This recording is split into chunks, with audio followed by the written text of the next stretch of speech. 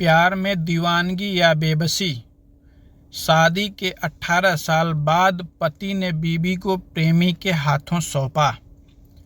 UP के लखीमपुर खीरी में एक हैरान कर देने वाला मामला सामने आया है, जहां एक शख्स ने बीवी के प्रेम प्रसंग से तंग आकर खुद उसका हाथ पंचायत के सामने प्रेमी के हाथों में दे दिया।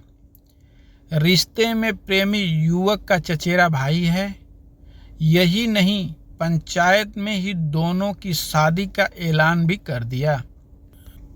ये मामला निघासन इलाके के एक गांव का है।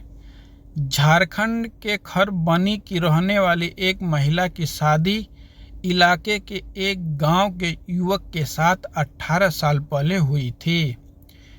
उनके 3 बच्चे हैं। इनमें बड़ी बेटी करीब 17 साल की है। महिला का थोड़ी दूर रहने वाले अपने पति के ताऊ के बेटे से प्रेम प्रसंग चलने लगा। हालांकि वह भी पहले से शादीशुदा है और उसके 2 बच्चे नाबालिग हैं। कुछ दिन पहले उसे पत्नी के प्रेम प्रसंग की जानकारी हुई।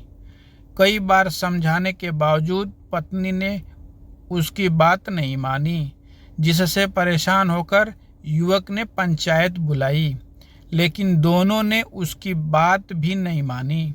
पति ने बताया कि पिछले सोमवार को बेटी की शादी करने के बाद उसकी पत्नी ने काफ़ी हंगामा मचाया। इसी वजह से उसने कड़ा फैसला लिया। युवक ने पंचायत बुलाकर अपनी पत्नी का हाथ उसके प्रेमी व अपने ताऊ के बेटे को पकड़ा दिया और शादी कर साथ रहने को कहा। उधर महिला का कहना है कि उसका पति शादी के बाद से उस पर शक करता है और पीटता है। वहीं प्रेमी का कहना है कि पंचायत में चचेरे भाई ने अपनी पत्नी का हाथ उसके हाथ में सौंप दिया तो वह उसे लेकर अपने घर आ गया। हालांकि मैं इसे अपने साथ नहीं रख सकूंगा, क्योंकि मेरी पत्नी नाराज होकर बच्चों को लेकर मायके चली गई है।